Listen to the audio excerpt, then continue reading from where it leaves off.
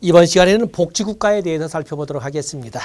복지국가의 개념을 가지고 출제한다는 건 좀 그렇습니다만은 어쨌든 우리가 배경으로 볼 적에 복지국가는 언제 등장했다? 거기 보면 첫 번째 자본주의가 산업화 과정에서 초래한 광범위한 문제의 폐해를 피하기 위해 빈곤이라든지 산업재해라든지 불평등이라든지 실업이라든지 이런 산업화 과정에서 등장할 수밖에 없었던 폐해를 치유하기 위하여 등장했다라고 이렇게 설명하는 관점도 있고 다양한 것이 있습니다만 어쨌든 우리가 일반적으로 복지국가를 뭐라고 정의를 할까?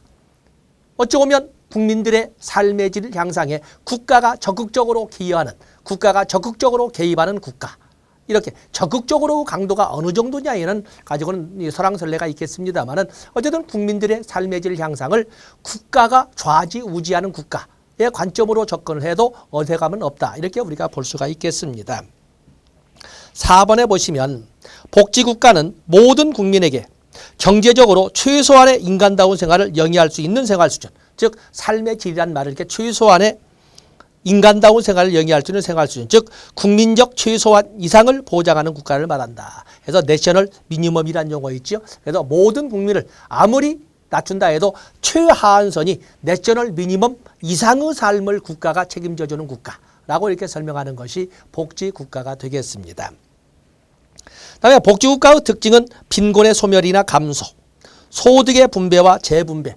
우리가 분배와 재분배는 다르죠.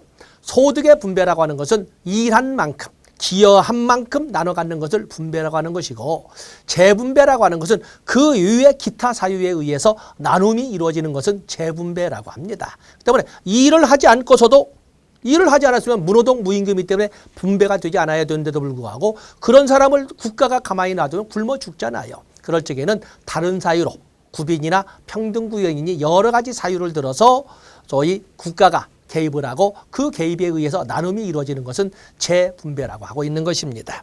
또 완전 고용, 물론 완전 고용은 100%의 고용을 말하는 건 아니죠. 경제학적으로 설명하고자 하는 것은 아니겠습니다만 완전 고용, 사회보장, 그리고 혼합경제, 순수 자본주의의 기본 특징을 저변에 깔고 그리고 국가 개입에 의한 소위 계획경제를 가미한 이런 혼합경제의 특징을 가지고 있는 것이 복지국가가 되겠습니다. 자, 여기는 여러분들이 눈으로 찾아가 볼 수가 있는 거죠.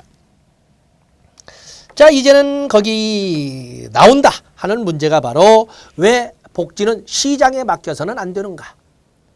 왜 복지라고 하는 것은 시장을 통해서는 불가능한가? 왜 복지는 국가가 맡아야 되는가? 국가 복지의 필요성 여기.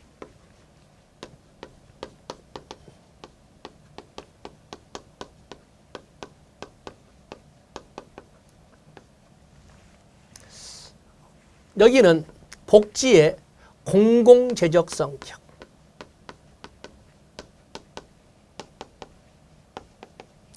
공공재는 양대 특성이 있는데 비경합성과 비배제성. 특히 비배제성이나 비경합성은 이 공공재적 성격 때문에 소위 이 복지라고 하는 것을 시장에 맡겨서는 생산될 일이 없다는 것입니다. 그러나 복지를 필요로 하는 사람도 있잖아요. 심신상의 장애라든지 시간적 공간적 장애로 인하여 혜택이 꼭 필요한 사람이 있을 때 만약에 그것을 국가가 누군가가 생산하지 않는다면 그 사람들은 결국에 존재 가치를 국가가 포기해버리는 거거든요. 그래서 설사 시장에서 만들어지지 않더라도 필요한 사람이 있기 때문에 그럴 경우에는 국가가 나서서 만들어야 된다. 그래서 공공재적 성격. 또 그런가 하면은 이 복지의 외부 효과. 이 외부 효과에는 긍정적 외부 효과도 있고 부정적 외부 효과도 있습니다. 전혀 어떤 비용을 내지 않고서도 타인이 노력한 대가를 그냥 가져다 쓸 수 있는 어찌 보면은 비배제성이 되겠는데 바로 그런 것은 긍정적 외부 효과. 나는 의도하지 않았는데 나의 재산에 대한 활용이 오히려 하류에 있는 내 산에 있는 나무를 내가 베어다 썼는데 그로 인한 산사태가 하류에 있는 농작물을 해쳐버린다든지 농촌을 덮쳤다면은 바로 그것은 해악을 주고도 내가 물어줄 책임이 없잖아요. 내 재산 내가 관리했지. 내가 네 논을 덮어버리려고 했던 의도는 없었으니까.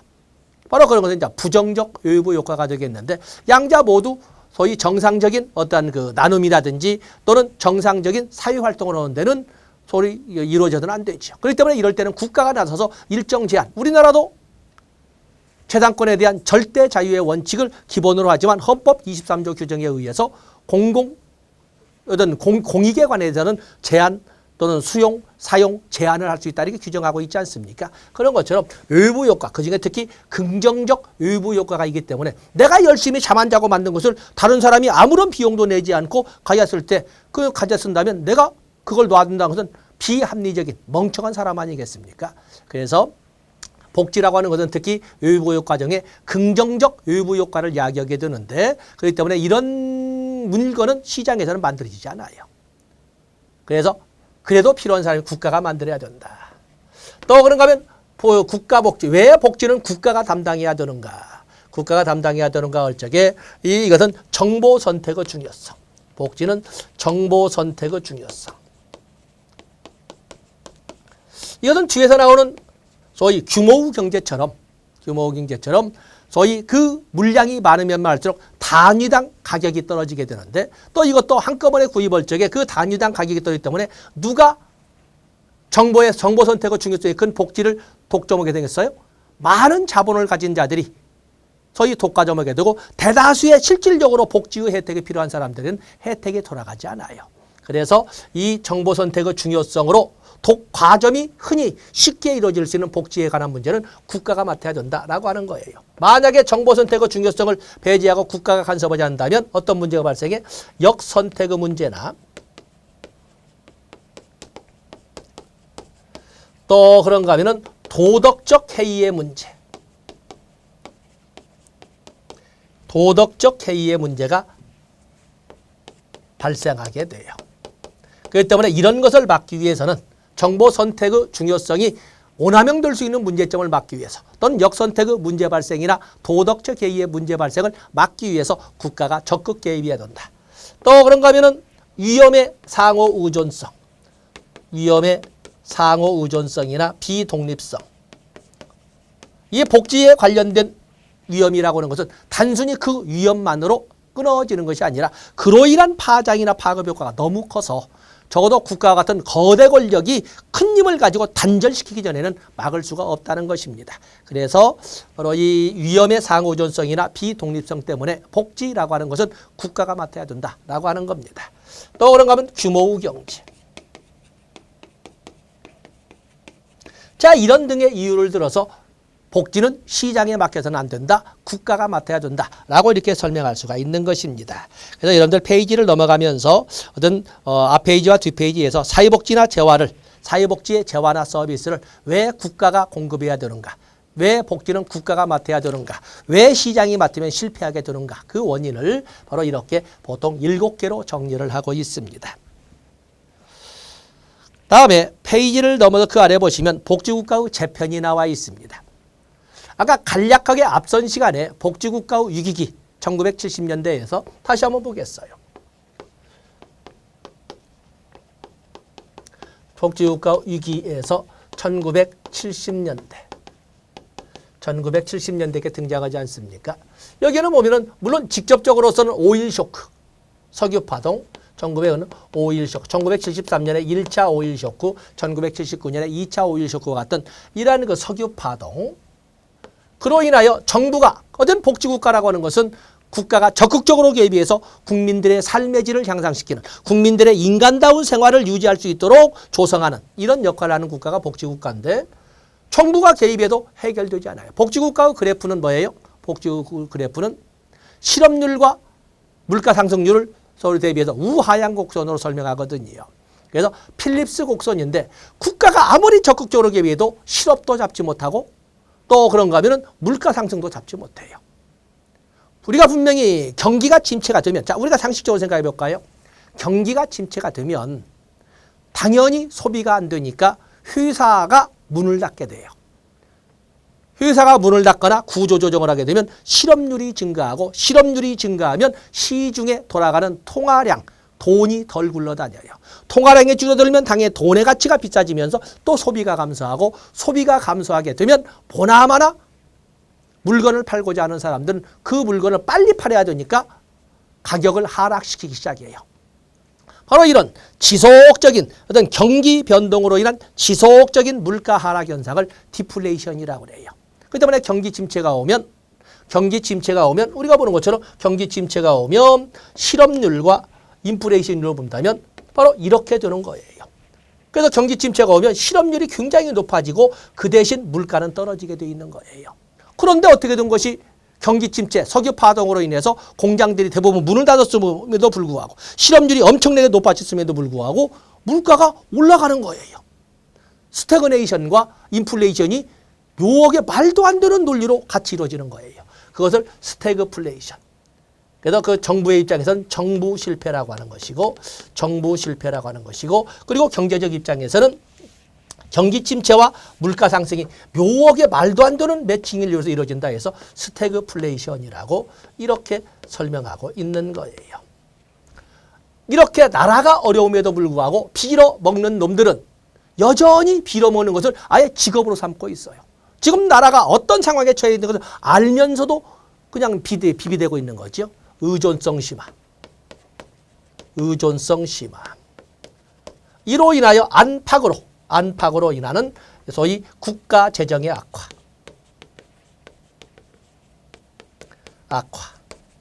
뭐 이런 등등을 쭉 설명한 것이 복지국가 위기의 이런 특징으로 설명하고 있는 겁니다. 그래서 이걸 극복하자 하는 것이 복지국가의 재편기가 되겠어요. 복지국가의 재편기는 1980년대부터 이렇게 설명을 하는데 복지국가의 재편의 모습은 어느 나라나 획일적인 모습으로 나타나지는 않아요. 그래서 첫 번째 보면은 여기에 보면은 북유럽 중심의 스칸디나비아의 길. 노동 유연성을 강조하는 거죠. 또 그런가 하면 유럽, 독일, 프랑스, 이탈리아 등으로 유럽의 노동 감축의 길. 그런가 하면 영미를 중심으로 하는 신자유주의의 길.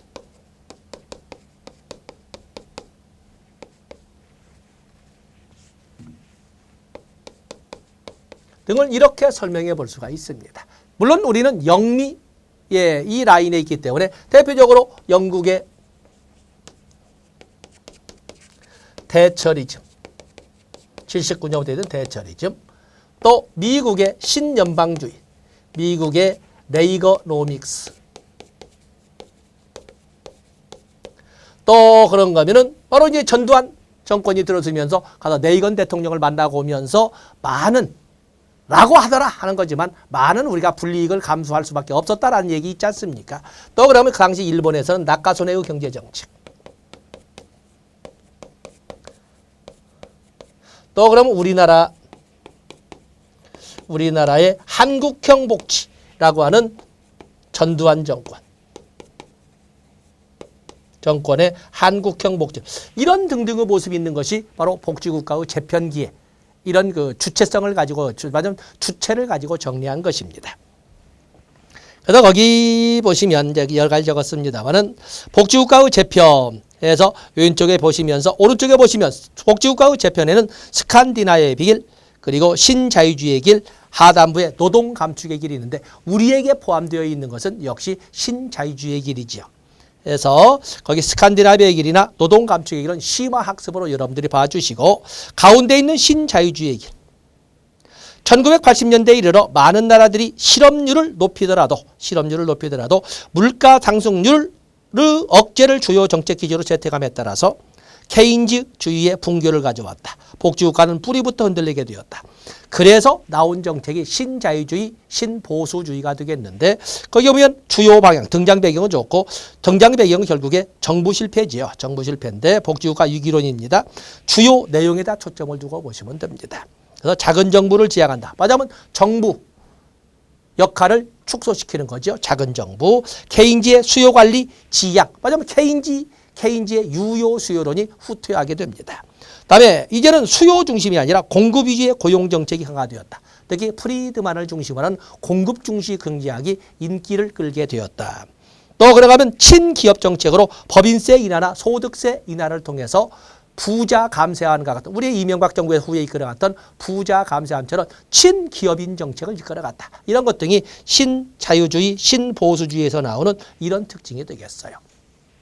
그러면 고전적 자유주의와 신자유주의는 어떤 차이가 있을까라고 할 때 고전적 자유주의는 작고 약한 정부였어요. 가능한 한 시장에 맡기자.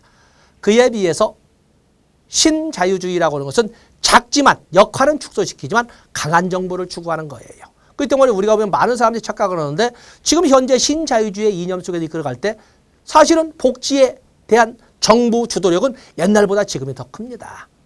단지 그에 대한 역할의 개수를 줄였을 뿐이지 옛날에 비해서는 월등하게 강한 힘을 가지고 사실은 국가 경제 전체를 이끌어가고 있는 거거든요. 그래서 고전적 자유주의는 작고 약한 정부, 신자유주의는 작지만 강한 정부를 추구한다는 것을 알아주시면 되겠습니다. 자, 페이지를 넘어가 보시면 복지국가의 발달 이론이 나와 있습니다. 복지국가의 발달 이론 보면은 이제 뒤에 나오는 사회정책 이론과 맥락을 같이 해서 꼭 한 문제가 나오는데 복지국가는 어떻게 발달했는가? 이 영역만 가지고는 좀 B급이고 뒤에 이제 사회정책 이론을 때 다시 한번 끄집어 보겠습니다만 복지국가라고 하는 것은 산업화 과정 중에 필연적으로 발생할 수밖에 없는 문제에 대한 해결책으로 등장한 것이다. 산업화라고 하는 것은 결국에 기술적 발달을 재변으로 하기 때문에 기술적 결정론이라고도 한다. 또 이 복지국가라고 하는 것은 산업화 과정 중에 필연적으로 발생할 수밖에 없는 문제 해결책 때문에 등장한 것인데 참으로 묘한 것은 어떠한 정치적, 어떠한 종교적 이념을 가진 나라에서도 비슷한 수준의 산업화가 이루어지면 비슷한 방향으로 문제가 발생하고 그리고 그에 대한 해결책으로 정책도 묘하게 비슷한 방향으로 마치 약속한 한 곳에 모여들듯이 이렇게 정책이 수립되더라. 그래서 일명 콘버전스 시어리에서 수렴 이론이라고도 하고 어떠한 이념을 가진 나라도 상관없이 유사한 방향으로 간다는 점에서 이념의 종언이나 이데올로기의 종언이란 말을 쓴다. 라는 것도 같이 알아주시면 됩니다. 그게 바로 첫 번째 나와 있는 산업화 이론이 되겠어요. 그래서 거기 산업화 이론 대표적으로 위렌스키가 대표적인데 거기 보면 2번에 있는 것처럼 산업화 과정 중에 발생하는 문제 해결책으로 등장했다. 일명 수렴 이론이라고도 한다. 수렴 이론 거기에다가 서로 다른 정치 이념과 문화를 가진 국가도 산업화만 이룩되면 비슷하게 가더라. 그렇게 해서 거기 위렌스키 1975년 그 뒤에다가 이념의 종언 또는 탈이데올로기라는 용어를 여러분들이 첨가시켜 주시면 되겠습니다. 그다음에 독점 자본 이론이라는 것은 소위 순수 자본주의라고 하는 순수 자본주의 경제에서 완전 경쟁 체제로 이루어지는 순수 자본주의가 점차 변질된 것을 독점 자본주의라고 하는데 완전 경쟁이 아니라 독과점이 이루어지는 거죠. 시장 실패의 한 예가 바로 독과점이라고 하는데 바로 이 독과점을 하나의 예로 설명할 수 있는 시장 실패를 극복하기 위한 대안으로 등장한 것이 복지국가이다. 국가의 적극적 개입이다 하는 이론이 독점 자본 이론이 되겠습니다. 그래서 여기 보시면 거기 자본주의가 독점 자본 단계에 이르게 되면 순수 자본주의가 변질되어서 완전 경쟁이 독과점 체제로 바뀌게 되면 자본 축적이나 노동력 대생산의 필요성 때문에 복지국가는 필연적으로 확대된다.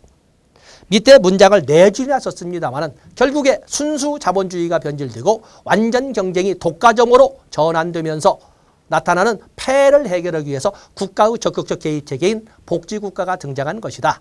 라고 하는 것은 독점 자본 이론이 되겠습니다.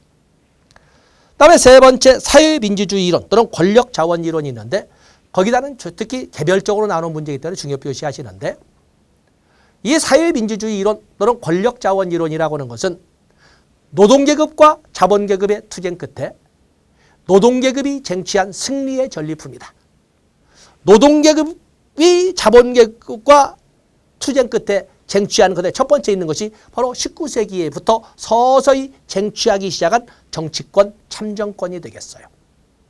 그래서 정치권 참정권이라고 하는 이런 그 소위 참정권의 확대 그리고 노동자 정당의 등장 더 나아가서 노동자 정당의 소위 정권 장악 또 그런가 하면 그런 과정에서 나오는 강력한 중앙집권적 노조의 등장 우파 정당의 약화와 좌파 정당의 득세 이런 등등을 특징을 특히 7가지를 제외 또 하나는 뭐가 있습니까? 이런 것처럼 소위 사회민주주의, 거기는 노동자의 강한 계급의식과 분열의 약화 뭐 이런 것도 있습니다만 이런 등등 사회민주주의, 노동자 계급이 권력 자원을 확보하게 되면서 그래서 권력 자원 이론이라고 하는 거거든요. 권력 자원을 확보하게 되면서 복지국가는 등장 또는 발달하게 된 것이다 라고 하는 것이 사회민주주의 이론의 권력 자원 이론이 되겠습니다. 거기는 개별적으로 중요표시하시면 되겠어요. 다음에 이익집단 정치 이론.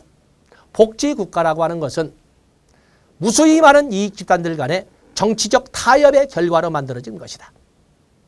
그래서 소위 이익집단 정치 이론은 다원주의 이론이라고도 하는데 참으로 조심스러운 것은 우리가 복지라고 하는 것은 소유된 계층이나 힘없는 취약계층을 위하여 존재한다고 설명을 하는데 문제는 이 다원주의 이론, 즉 이익집단 정치 이론은 거기에 맞는가에 대해서 의심이 간다라고 합니다. 왜냐하면 적어도 우리가 이익집단이라고 하는 것은 특정 집단의 이익을 고수할 목적으로 만들어진 집합체거든요. 근데 그렇기 때문에 그들은 그들 나름대로 크든 작든 간에 힘이 있는데 자기들의 이익을 고수하기 위해서 만든 집단이 자기들의 이익을 놓아두고 힘없다고 하는 이유로 다른 집단의 이익을 위하여 활동할 수 있는가? 그래서 말로는 다원주의 이론 또는 이익집단 정치 이론은 소유된 계층을 위하여 복지국가가 등장했다고 소유된 계층을 위하여 등장했다고 말은 못하지만은 그러나 반대로 소유된 계층을 위하여 복지국가가 등장하긴 했을까라고 하는 의심을 감추기는 어렵다. 이렇게 표현하는 것이 바로 이익집단 정치 이론입니다. 그래서 여러분들 3번에 보시면 산업화 이론과 사회민주주의 이론은 복지국가는 상대적으로 사유의 불이익집단의 이익이 반영된다고 보는 데 비해서 이익집단 정치 이론은 불이익집단의 정치적 힘이 약하기 때문에 상대적으로 불이익집단의 이익을 위한 것이 아니지 않겠냐라는 의심을 갖게 만든다. 이렇게 하는 것이 바로 이익집단 정치 이론 또는 다원주의 이론이 되겠습니다. 그래서 착각은 좀 할 수 있다. 그다음에 국가중심 이론 중요 표시하시고 국가중심 이론은 많은 사람들은 누구를 위하여 for the people 하기 때문에 소유된 계층이나 취약계층을 위하여 복지는 존재하고 복지국가 등장하고 사회정책이 만들어진다라고 주장을 하는데 그거 잘못되었다. 산업화 이론에서는 어떤 이념을 가진 나라에서도 비슷한 문제가 발생하고 비슷한 방향으로 정책이 수렴된다고 하는데 꼭 그런 것만 아니다. 같은 비슷한 문제가 발생했음에도 불구하고 나라마다 수립하는 정책은 다르더라. 바로 이 정책 수립자. 그렇기 때문에 실질적으로 복지에 대하여 접근하고자 한다면 누구를 위하여라는 수요를 중심으로 해서 복지를 분석하기보다는 공급자인, 실질적인 공급자인 국가를 중심으로 해서 복지에 접근해야 된다. 특히 국가의 정책을 만드는 것은 중앙정부의 소수 엘리트 집단이기 때문에 그 중앙정부를 이끌어가는 소수 엘리트 집단의 신념이나 가치관이 무엇인지를 먼저 분석해야 된다. 따라서 복지에 대한 접근이나 복지국가에 대한 분석은 먼저 공급자인 국가나 국가를 실질적으로 이끄는 소수 엘리트 집단의 가치관이 무엇인지부터 다루어야 된다라고 하는 것이 국가 중심 이론이 되겠습니다. 그래서 우리가 일반적으로 바라보는 이론이 좀 착각이지 않겠습니까? 라고 약간 반대 방향에서 생각할 수 있는 것이 바로 국가 중심 이론 아니면 여기 나와 있는 앞에 있는 다원주의 이론, 이익집단 정치 이론이 되겠습니다. 자, 이렇게 해서 복지국가 발달 이론을 보시고 자, 이번에는 사회복지 모형을 보도록 하겠습니다. 사회복지 모형. 사회복지 모형도 있고 복지국가 모형도 있고 다 그렇습니다. 실질적으로 많은 학자들이 복지의 모형도 또 복지국가 모형도 이렇게 제시하고 있습니다만은 주로 출제되는 하물며 21세기만 가지고 20년 세월을 이렇게 분석을 해보면 공무원 시험이든 사회복지사 1급 시험이든 간에 출제가 되는 것은 주로 위렌스키와 르보의 모형을 가지고 출제되었고 단지 차이가 있다면 오늘날에는 워낙 보편화되어서 위렌스키와 르보란 말은 쓰지도 않습니다. 그냥 당연히 제도적 모형, 자녀적 모형 이렇게 쓰고 있는 거거든요. 그래서 우리가 복지 모형을 한번 정리를 해보시면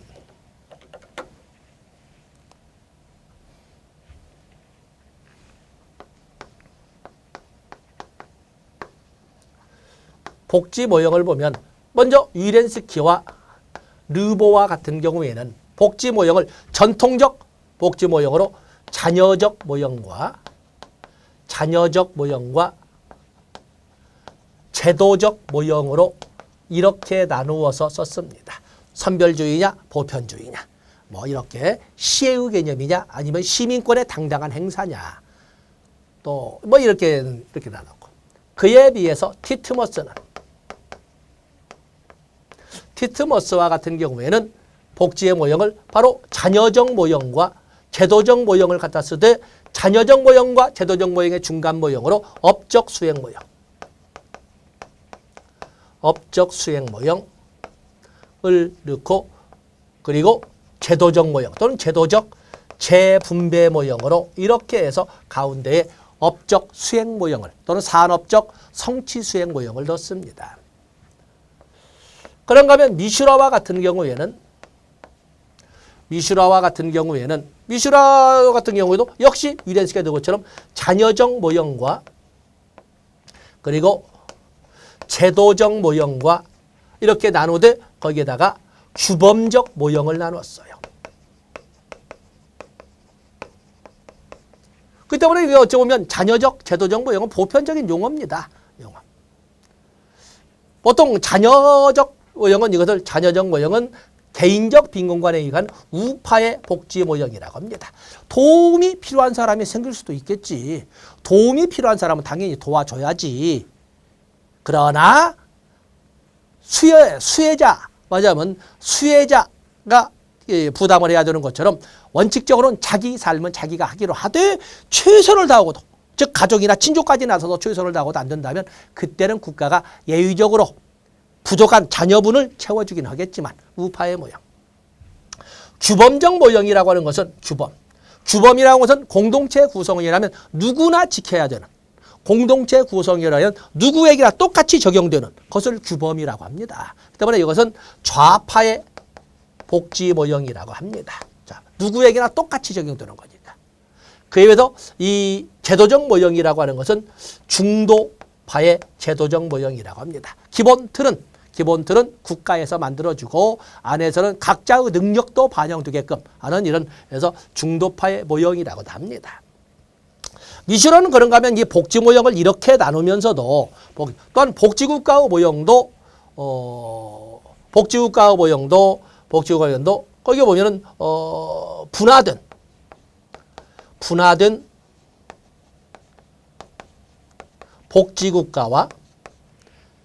분화된 복지국가와 통합된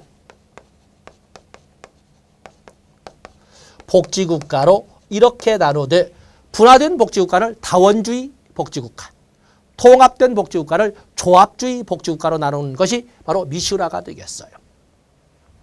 또 그런가 하면은 역시 또 조지와 율딩과 같은 경우에는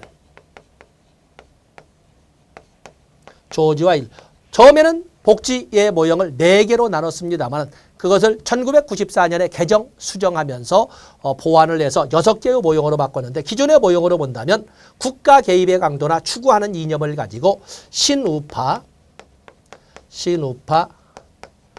중도 노선,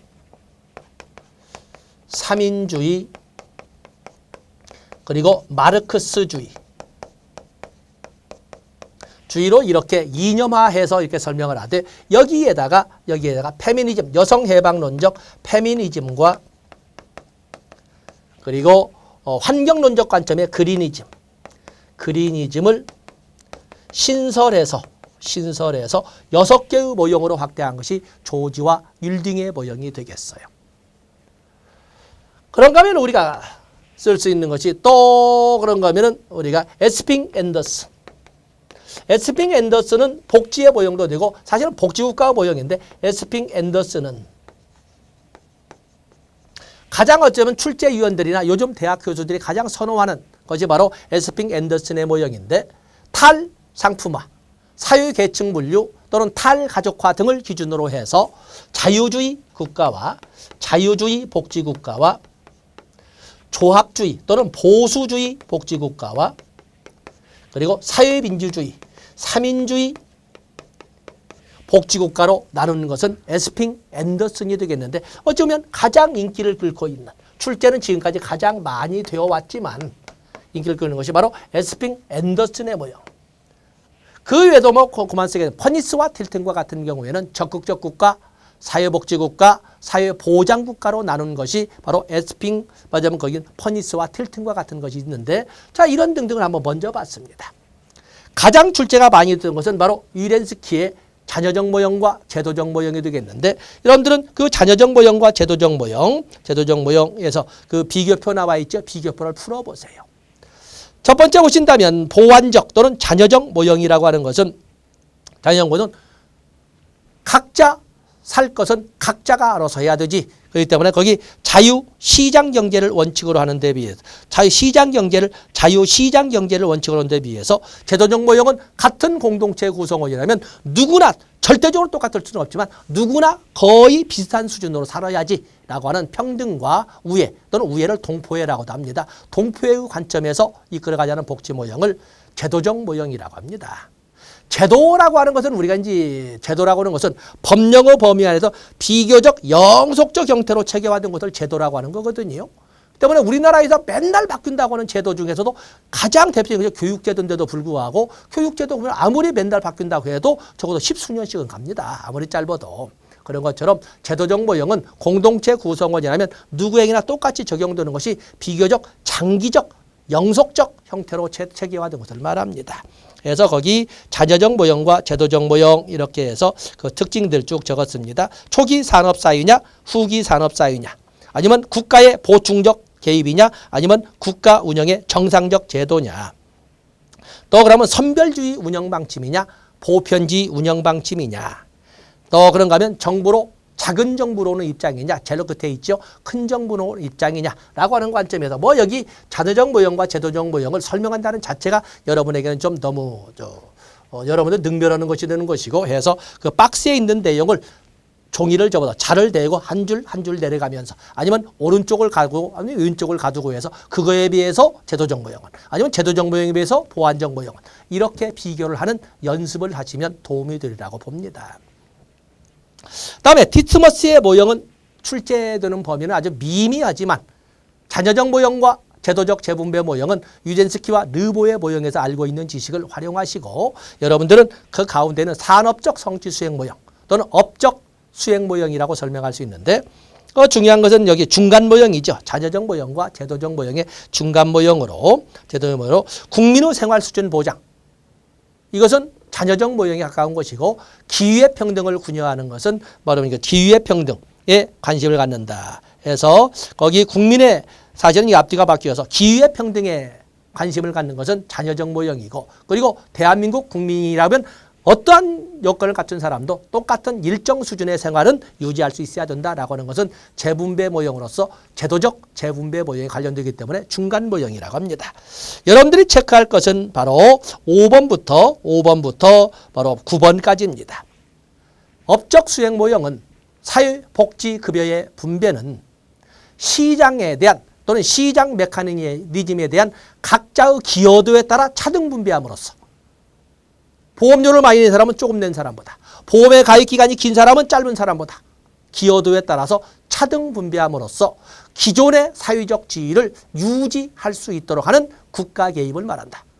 또는 많이 열심히 살아서 많이 번 사람은 많이 보험료 내고 나중에 많이 타가고 게으르게 산 사람은 조금 벌어서 보험료 조금 냈지만 당연히 조금 낸 만큼 나중에 조금 받아갈 수 있도록 그렇게 해서 옛날에 열심히 살아서 잘 살던 사람은 나이가 먹어서도 풍족하게 살게끔 이렇게 만들어주는 것을 사회복지라고 한다는 것이 업적 수행 모형, 산업적 성취 수행 모형이라고 합니다. 그래서 일명 복지제도를 경제 발전의 하나의 도구로 쓴다는 점에서 8번 두째 줄에 나와 있지요. 시녀적 모델이라 하고 대표적인 프로그램으로 사회보험 프로그램이 있다라는 것을 여러분들이 5번부터 9번까지를 가지고 접근해 주시면 됩니다. 다음에 페이지를 넘어가 보시면 퍼니스와 틸튼 쓰지 않고 말로만 했지 않습니까? 복지국가의 유형을 적극적 국가, 사회복지국가, 사회보장국가로 설명을 했는데 특히 여기에서는 출제가 되는 것이 함정이 2개가 있어서 그렇습니다. 퍼니스와 틸튼이 적어도 적극적 국가가 있으면 보나마나 대비되는 소극적 국가가 있어야 되는데 없다는 것입니다. 첫 번째 함정. 두 번째는 많은 사람들이 적극적 국가 그러면 적극 국가, 적극적 국가 그러면 복지 국가.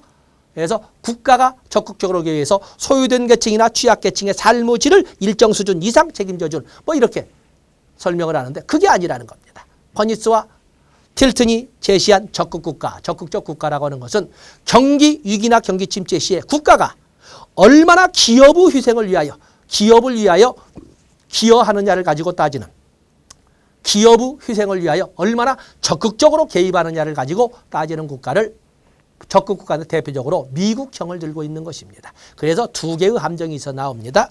사회보장국가는 영국형을 말하고 사회복지국가는 북유럽형, 스웨덴형을 말합니다. 그래서 특히 적극국가의 개념을 분명히 하고 넘어가셔야 될 것이 퍼니스와 틸튼의 모형이 되겠어요. 다음에 조지와 율딩의 복지 모형을 보면 이미 우리가 앞에서 한번 적어본 것처럼 종래에는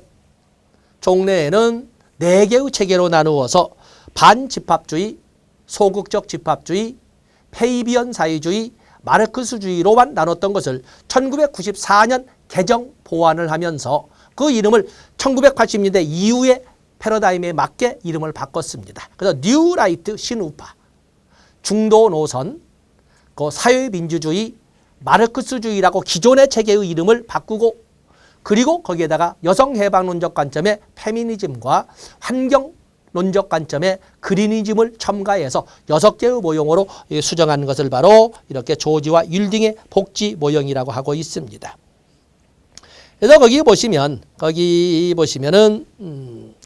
사회복지 정책에 대한 초기 모형의 특징도 있고 그렇습니다. 밑에 박스를 참조하시되 신우파, 거기부터 신우파부터 다음 페이지까지 나오는 다음 페이지까지 나오는 녹색주의까지 그에 대한 지식을 배경 지식으로 활용하시면 되고 신우파로 가면 갈수록 신우파, 중도노선, 사회민주주의, 마르크스주의, 신우파로 가면 갈수록 국가 개입의 축소, 사실은 국가 개입의 원칙적 배제를 말하는 것이고 마르크스주의로 오면 올수록 국가 개입의 국가의 당연 개입 쪽으로 간다는 것입니다. 또 추구하는 이념도 신우파로 가면 갈수록 자유와 평등 중에 자유를 선호하는 것이고 마르크스주의로 내려오면 내려올수록 자유와 평등 중에 평등을 선호하고 자유만을 가지고 볼 적에도 신우파로 가면 갈수록 간섭받지 않을 소극적 자유를 강조하고 마르크스주의로 오면 올수록 국가에 적극적으로 요구할 수 있는 적극적 자유를 선호한다고 보시면 되고 평등으로 본다면 신우파로 가면 갈수록 비례적, 상대적 평등이나 기회의 평등을 선호하고 마르크스주의로 오면 올수록 결과의 평등의 개념인 절대적 평등인 이런 그 평등을 선호한다는 것을 이렇게 특징으로 설명을 합니다. 그래서 국가 개입을 어떻게 할 것이냐라고 할 적에 신우파로 가면 갈수록 국가 개입의 원칙적 배제, 중도 노선은 국가 개입의 조건부 허용, 사회민주주의는 국가의 적극적 개입, 마르크스주의는 국가의 당연 개입의 개념으로 이렇게 해서 도표를 만들어 놨고 나머지 내용을 뒤에 문장으로 배경 지식으로 쭉 나열을 해놨습니다. 그에 비해서 해방론적에서 여성해방론적 페미니즘과 생태론적 관점의 녹색주의도 같이 점검해 주시면 되겠습니다. 그래서 거기 2번의 신우파 페이지 넘어가 보시면 중도노선, 사회민주주의, 마르크스주의, 페미니즘 그리고 페이지를 넘어가면 바로 생태론적 관점의 녹색주의를 언급을 했습니다. 그래서 여기 조지와 율딩의 모형도 상당히 높은 수준의 순위로 본다면 위렌스키와 르모, 에스핑 앤더슨 그리고 조지와 율딩 순으로 출제 비중이 상당히 고순위를 차지하고 있습니다. 자, 이제는 우리가 마지막으로 볼 것이 가장 인기를 끌고 있다는 에스핑 앤더슨의 모형이 되겠는데 1990년에 들어서면서 탈상품화와 사회 계층을 기준으로 그리고 1997년에는 탈가족화의 개념을 등장시켜서 복지국가의 모형을 자유주의 복지국가, 조합주의 복지국가 그리고 사회민주주의 복지국가로 이렇게 분류해서 비교한 사람이 에스핑 앤더슨이 되겠습니다. 어느 쪽에 가깝냐고 이런 것을 쭉 해서 정리를 했는데 뭐 탈상품화 기존에 문제가 있어서 왼쪽 페이지에 문장으로 설명을 했습니다만은 여러분들은 오른쪽 페이지에 있는 복지국가 유형 박스로 제시한 자료 있지요. 바로 그걸 가지고 시험 대비하시면 되겠습니다. 워낙 잘 나와서 그래서 위렌스키와 르모 0순위, 다음에 에스핑 앤더슨의 모형 1순위, 다음에 조지와 율딩의 모형 2순위 이런 순서. 그 외에도 뭐 다른 것이 안 나온다는 것이 아니라 출제 비중을 보면 그렇다는 것입니다. 이 시간 여기까지 하고 다음 시간에 사회문제와 사회복지 정책 이론으로 넘어가도록 하겠습니다. 고맙습니다.